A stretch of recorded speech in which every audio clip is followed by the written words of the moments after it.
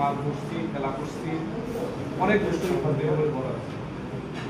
Lions ক্লাবের কারণে হেলালের সঙ্গে আজকে আমাদের অবশ্য এটা জানেন, হেলালের সঙ্গে দূরত্ব অনেক দূর। আমি মারা গেলে হেলাল আসবে এই শহরে, কিন্তু আমরা দুই ভাই আছি, কিন্তু ও মারা গেলে আমাকে আগায় দিতে হবে। সেখানে এই লায়ন্স ক্লাবের কারণে ওর সঙ্গে আমার এই বন্ধুত্ব, শুধু কোরবানিতেই আমরা একসঙ্গে, যেহেতু একই বাড়ির আমরা দুই ভাই আছি, কোরবানিটা করি একসঙ্গে। আর কালে ভদ্রে দেখা হয় আমার গ্রামের বাড়িতে, যদি কেউ মারা যায়, কারো বিয়ে শাদী হয়, সেক্ষেত্রে দেখা হয়। এছাড়া তোর সঙ্গে দেখা হওয়ার কোনো সুযোগ নেই, অথবা আমরা এই শহরে দুই ভাই থাকবো। এই যে ওর সঙ্গে আমার এই যে বিরোধটা, সে এই লায়ন্স ক্লাবের আমি বাবুকের সঙ্গে মিলন ভাইও ছিল সেখানে, দাদা ছিল, এই যে আমরা একসঙ্গে ছিলাম। এই জন্য আমি আমার ভাইকে ছাড়তে পারছি, আপনি আপনার বন্ধুকে ছাড়তে পারলেন না, এটা আসলে হয় না।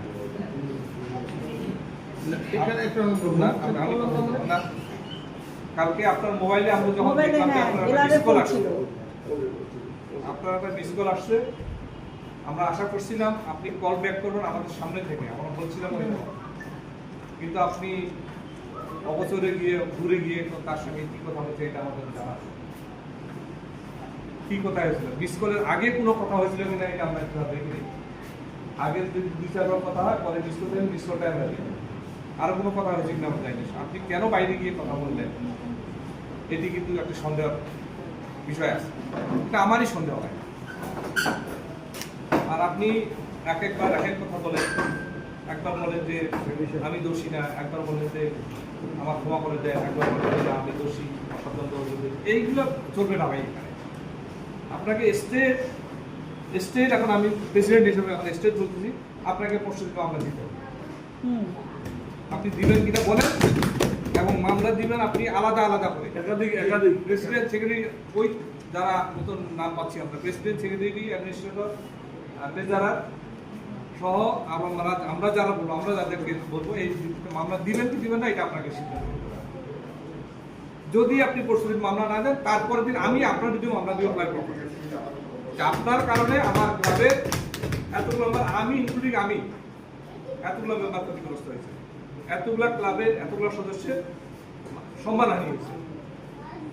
সুতরাং আপনার সঙ্গে যতই হেসে খালি কথা বলি, আমি প্রেসিডেন্ট, আপনি সেক্রেটারি চেয়ারে আছেন, এটি ভিন্ন জিনিস, কিন্তু আমি আমার নিয়মের জায়গায় কিন্তু আমি ছাড়ব। আপনাকে পরশুদিন মামলা দিতে হবে, এবং এটার কোনো বিকল্প নেই। সুতরাং কিভাবে মামলা লিখবেন, কাকে নিয়ে লিখবেন, জজকে নিয়ে লিখবেন, ম্যাজিস্ট্রেটকে নিয়ে লিখবেন, কাকে নিয়ে লিখবেন, আমরা চাইবো ভালো করে লিখে নেবেন। প্রেসিডেন্ট এবং আমাদের দুই নেতা থাকবেন,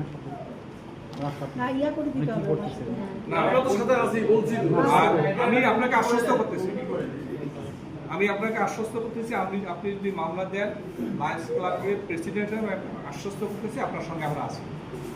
কিভাবে সাপোর্ট দেওয়া লাগে, কোথায় ফোন করা লাগবে, কোন উকিলের কাছে যাবে, জজের কাছে যাবে, পুলিশের কাছে যাবে, সেটা আমরা দেবো।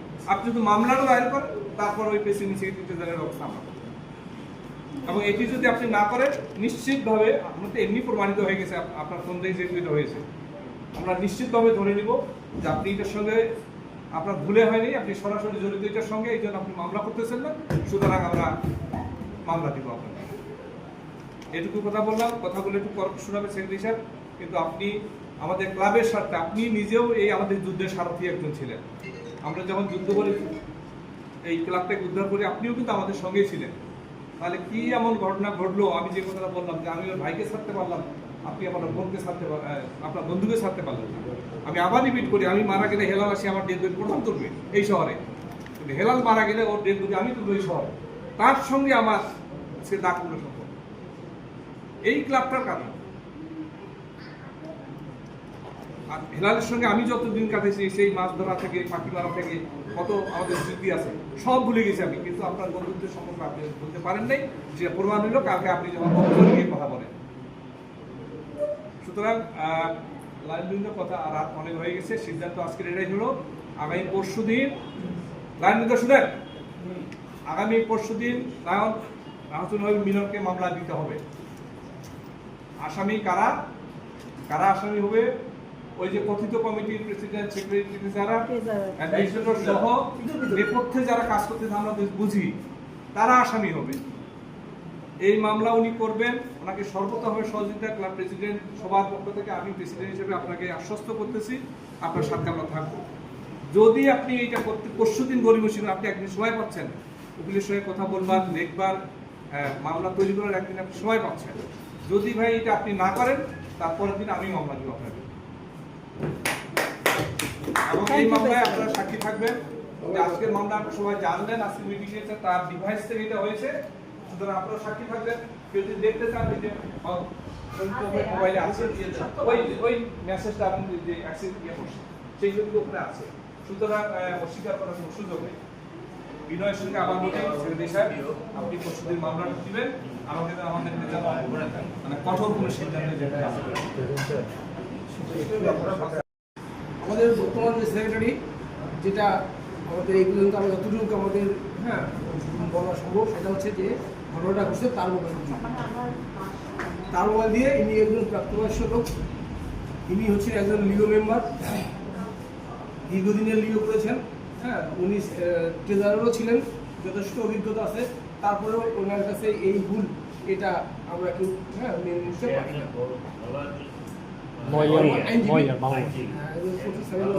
আইনজীবী আজকে আসলে ক্ষোভ তো জনগণই দেখাবে, নেতাদের কিন্তু ক্ষোভ দেখানোর কোনো স্কোপ নাই।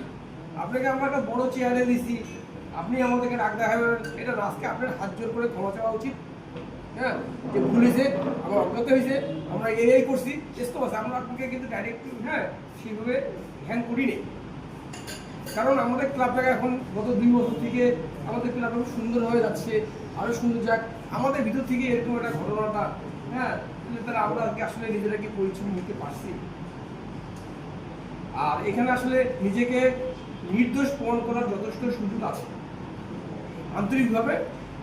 এটা আমি সেক্রেটারি মহোদয়কে বলবো যে সুযোগ আছে, ঠিক আছে, যে আপনার প্রকৃত বন্ধু আসলে কে কে আপনার ভালো চায়। এটা কিন্তু এই বিষয়গুলো কিন্তু সারা জীবন থেকে যাবে যদি নিজেকে এখান থেকে কালিমা থেকে মুক্ত করতে আমরা না পারি, তাহলে কিন্তু এই কথাটা সারা জীবনই থাকবে।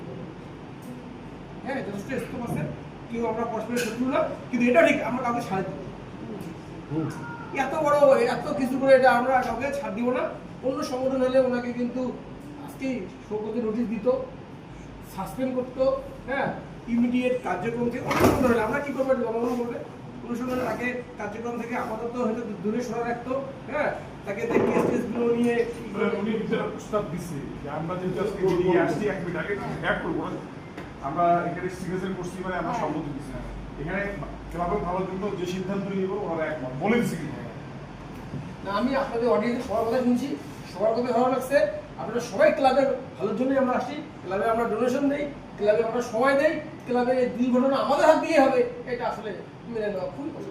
বিশেষ করে যারা নতুন সদস্য, তাদের স্বপ্ন দেখে আসে আসে যদি আমাদের এই চেয়ারগুলো যদি এরকম খবরই নিয়ে আসে, তাহলে আমরা এটা আমাদের, আমি ব্যক্তিগতভাবে আপনাদের সবার কাছে লজ্জিত। আমি ওনার জন্য সুপারিশ করছি, এখন ইচ্ছাকৃত হোক অনিচ্ছাকৃত হোক, এনার হাত দিয়ে গেছে। আপনি আপনাদের কাছে আমি ক্ষমা চাই যে এনার জন্য আমি জোর বাবু ভাই, সোহেল ভাই, সবার কাছে অনুরোধ করছিলাম যে উনি অনেক লিও মেম্বার, ওনাকে দেন। অনেকে বলছিল যে না, এরা আসলে এই ওয়েট নেওয়ার মতন না, ওনার নাই। অনেকে বলছিল, আমি অনুরোধ করছিলাম যে না, আমাদের সাথে সাথে ভুলগুলো কিন্তু আমার শিখাই দিব। যাক, আমি আমার পক্ষ থেকে আমার ব্যর্থতার কাছে ক্ষমা চাচ্ছি, এবং আমি চাচ্ছি ভবিষ্যতে যেন এরকম কিছু না হয়।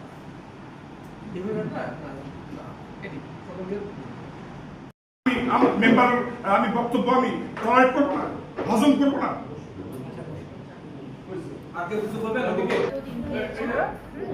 যে ঘূর্ণিঝড় থেকে মানে আপনার ন্যাশনালভাবে কিছু পার্সেল আসছে, সেটা আপনাকে রিসিভ করতে হবে, কিন্তু তারিখটা হলো যেটা 30 তারিখে আমাকে জানিয়েছে।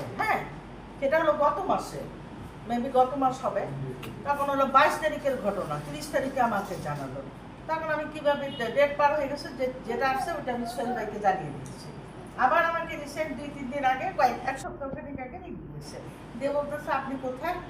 আমি বলছি আপনি কি ঢাকায় আসছেন? মানে জি না, আমি ঢাকায় নেই। আমি রংপুরে আছি, আমি ঢাকাও থাকি রংপুরেও থাকি, এখন বর্তমানে আমি রংপুরে আছি। তো বলে যে আপনার ঢাকায় কি আছে, ঢাকায় আমার মেয়ে আছে, জামাই আছে, হ্যাঁ, তাহলে আপনার তারা রিসিভ করতে পারবে না? পারবে, যদি আপনি বলেন পারবে। কি আসছে, তা জামাই কি করে, মেয়ে কি করে জানতে চাইলে বললাম, তখন বললো যে আচ্ছা ঠিক আছে, তাহলে আমরা ইয়েতে রংপুরে পাঠাবো, এসে পরিবারে 1000 টাকা খরচ লাগবে, দিয়ে দেবেন না? ওকে। একই ফোন আমার কাছে আসছে, আমার কাছে 1500 টাকা। ও আমার কাছে 1000 টাকার কথা বলছে। তারপর বললো যে আমি বলছি যে লায়ন্স কখনো পিন দিতে টাকা নেয় না। হ্যাঁ। পিন দিতে কোনো টাকা নেই। আমি কিছুই আমি বলিনি। লাইনে করি। আমি কিছুই বলিনি, হ্যাঁ। আমরা আচ্ছা যখন আমাকে এসে পরিবার থেকে নক করবে তখন আমি যাবো, হ্যাঁ।